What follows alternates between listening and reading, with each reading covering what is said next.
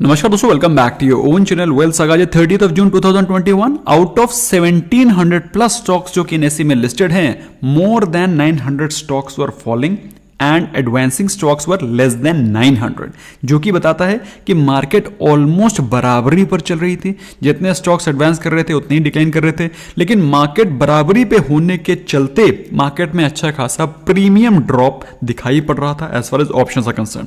और दोस्तों ये बात आपको कल ऑप्शन चेन एनालिसिस में बताई भी गई थी, आगे भी करेंगे कवर कि क्या बताया गया था और कल के लिए क्या प्रेडिक्शन है उसको भी समझेंगे।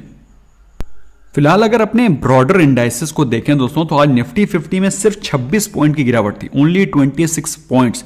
Market was dead flat. अगर हम लोग बात करें निफ्टी बैंक की, तो करीब 250 पॉइंट की गिरावट थी और more of the fall had happened in the last 1.5 hours. Chart पे देखेंगे तब अच्छे समझ में आएगा। फिलहाल बात करें सेंसेक्स की, 66 पॉइंट की गिरावट जो कि ऑलमोस्ट फ्लैट दिखा रहा है। तो बेसिकली मार्केट एकदम फ्लैट होने के नाते मार्केट में वॉलेटिलिटी है नहीं, विक्स 13 के नीचे चला गया है, जिसकी वजह से मार्केट में कोई भी प्रीमियम में जंप नहीं आ रहा है एंड ऑप्शन बायर्स के लिए काफी चीजें डिफिकल्ट होती हुई दिखाई पड़ रही हैं।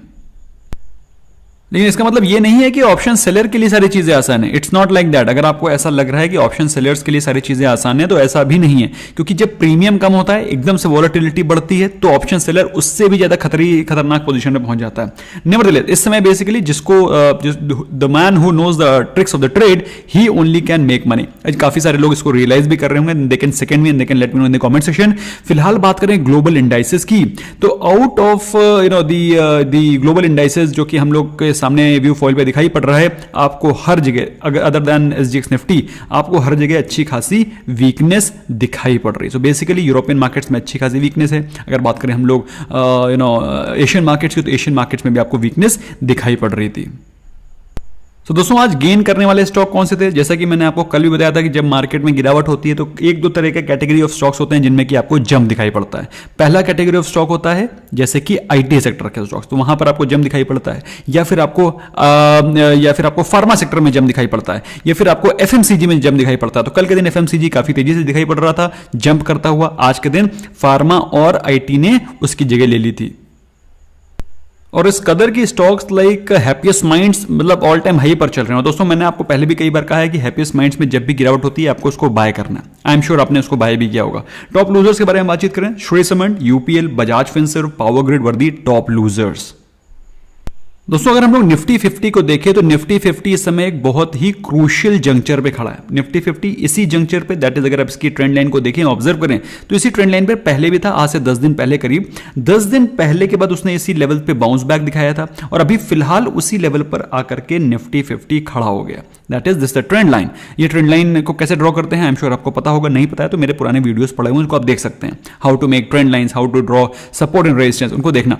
तो उसमें आपको दिखाई पड़ रहा है कि ये इसी जंक्चर पे आ गया है जहां पर उसको ये सपोर्ट दिखाई पड़ रहा है। बाई चांस उसने इस लेवल को तोड़ा तो फिर आपको 15,500 के लेवल्स, 15,400 के लेवल्स फिर से दिखाई पड़ सकते हैं। इंट्राडे चार्ट पर देखते हैं क्या दिखाई पड़ रहा है। अगर उसी लाइन को ड्रॉ रहने देते हैं, if we see it on intraday that is 15 minutes candle time frame, तो फिर आपको दिखाई पड़ता है कि निफ्टी 50 कई बार इस लेवल को आकर के टेस्ट करके ऊपर जा चुका है और आज के दिन अनफॉर्चुनेटली उसने इस ट्रेंड लाइन को ब्रेक कर दिया है, जो कि एक नेगेटिव सिग्नल है, जो कि बताता है कि मार्केट में गिरावट और वीकनेस कंटिन्यू रह सकती है। देखते हैं निफ्टी बैंक में क्या चल रहा है। सो निफ्टी बैंक की अगर हम लोग ट्रेंड लाइन को ड्रॉ करते हैं तो हमें दिखाई पड़ता है कि निफ्टी बैंक भी अपने एक ट्रेंड को फॉलो करता हुआ चल रहा है। अभी फिलहाल अप ट्रेंड में ही चल रहा है और उसका जो सपोर्ट जोन है उसके आस पास आता हुआ दिखाई पड़ रहा है and the support zone happens to be at the price range of 34,700 और 34,700 अगर ब्रेक करता है तो काफी तेजी से गिरावट दिखाई पड़ सकती है।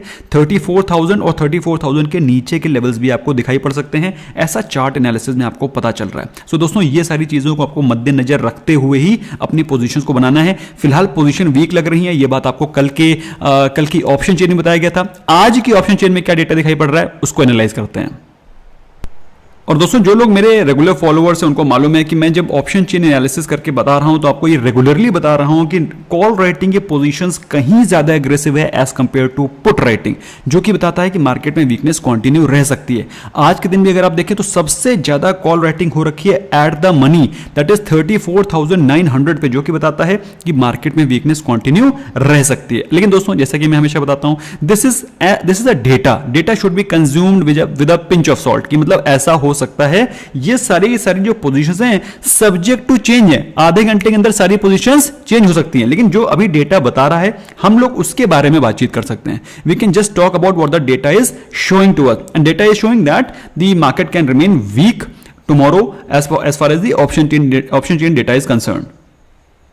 अगर निफ्टी 50 की पोजीशंस को देखें तो दोस्तों हमको साफ साफ दिखाई पड़ता है 15,800 के प्राइस रेंज पे सबसे ज्यादा कॉल राइटिंग हो रखी है, मतलब 15,800 के ऊपर मार्केट एक्सपायरी पे जाती हुई नहीं दिखाई पड़ेगी। This is point number 1। जो second number of position right हो रखी है दैट इज 14,750, 14,800, 14,850, ये सारे के सारे पोजीशंस पे अच्छे खासे कॉल राइटिंग हो रखे हैं, मतलब ऊपर के लेवल पे रेजिस्टेंस भर भर के। तो बेसिकली पुट राइटिंग बहुत थोड़ी सी है, जो कि बताता है मार्केट में वीकनेस कंटिन्यू रह सकती है। सो ओवरऑल जो पोजीशन बना हुआ है पोजीशन वीकनेस का है। ऐसे में दोस्तों कोई भी बुलिश पोजीशन लेना खतरे से खाली नहीं है, और अगर आप पोजीशन लेते हैं तो टाइम से प्रॉफिट बुक करें। And even if you are taking a bearish trade, अगर बियरिश ट्रेड भी लेते हैं तो भी टाइम से प्रॉफिट बुक करें, क्योंकि मार्केट में प्रीमियम काफी तेजी से ड्रॉप हो रहा है बिकॉज ऑफ लो विक्स।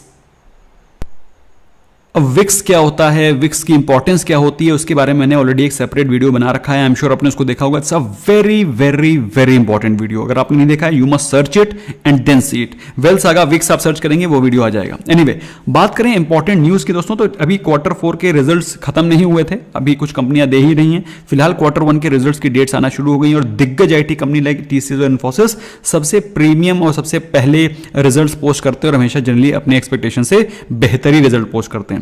फिलहाल TCS के Q1 के रिजल्ट्स की डेट आ गई, दैट इज 8th of जुलाई, और 8th of जुलाई को हम लोग को देखने को मिलेगा भाई कुछ वॉलेटिलिटी मिले, कुछ न्यूज आए, कुछ हबड़ा तबड़ी मचे, तब मजा आएगा यार ट्रेडिंग में। ऐसे क्या ठंडा ठंडा कुछ माहौल चल रहा है, ठंडे ठंडे माहौल में क्या ट्रेडिंग होगी।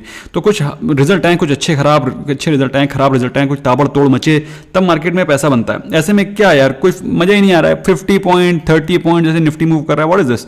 एनीवे, बात करें इसके अलावा इंपॉर्टेंट न्यूज की, लिबर्टी शूज के रिजल्ट्स आए, net profit is up 526%, wow, revenue is down 19%। ये क्या है भाई, अब जो है सो है, क्या कुछ कर तो सकते नहीं। BF यूटिलिटी के बारे में बात करें, net profit of 18.2 crore against 25.5 crore loss, जो कि एक पॉजिटिव रिजल्ट्स को दर्शाता है। However revenue is down 43%, surprising. इसके अलावा आंध्रा शुगर के बारे में बात करें, नेट प्रॉफिट इज डाउन 55%। दोस्तों कल के दिन भी मैंने आपको बताया था कि शुगर कंपनीज के रिजल्ट्स पुअर ही आ रहे हैं, रेवेन्यू ऊपर जा रहा है लेकिन उनकी प्रॉफिटेबिलिटी फिर भी कम आ रही है। लेकिन वो स्टॉक्स ऊपर क्यों जा रहे हैं? Because of the government support which they are getting as far as the ethanol blending is concern. Otherwise sugar stocks अभी भी अंडर परफॉर्मिंग कर रहे हैं as far as their profitability and their margins are concern. इसीलिए आपको दोस्तों sugar के stocks में आज करेक्शन भी दिखाई पड़ा था। मैंने आपको एक हफ्ते पहले बताया था कि शुगर के स्टॉक्स में तेजी हो सकती है, एक हफ्ता या 4-5 दिन पहले बताया था। जिन लोगों ने खरीद लिया था वो आज प्रॉफिट बुक कर रहे हैं। सो मार्केट में टाइम से एंट्री और टाइम से एग्जिट बहुत जरूरी है। IRCON international net profit is up 48% and revenue is up also 30%, जिसके चलते आज इरकॉन में भी आपको, अच्छा आज इरकॉन ही नहीं बल्कि सारे के सारे कंस्ट्रक्शन सेक्टर के स्टॉक्स में आपको तेजी दिखाई पड़ रही थी। दोस्तों नेगेटिव न्यूज के बारे में बात करें, दोस्तों नेगेटिव न्यूज यही है कि कोविड का जो इंपैक्ट है वो काफी तेजी से दिखाई पड़ना शुरू हो गया है। स्पेशली जो छोटी NBFC कंपनीज हैं, MSME टाइप के लोन्स जो प्रोवाइड करती हैं लाइक महिंद्रा फाइनेंस, जो NBFC कंपनीज हैं उनके ऊपर काफी ज्यादा इफेक्ट दिखाई पड़ रहा है बिकॉज ऑफ कोविड। और ऐसा कहा जा रहा है कि जो छोटे छोटे लोन लिए गए हैं MSMEs के द्वारा उनमें डिफॉल्ट के चांसेस बढ़ सकते हैं। So this is not a very great news as far as banking sector is concern. दोस्तों अगर आपको वीडियो पसंद आया स्मैश करें लाइक बटन, क्योंकि इस प्रकार के इंपॉर्टेंट वीडियोस आपको डेली मिलते रहेंगे। Do let us know if you have any questions, query. Until then bye bye for now.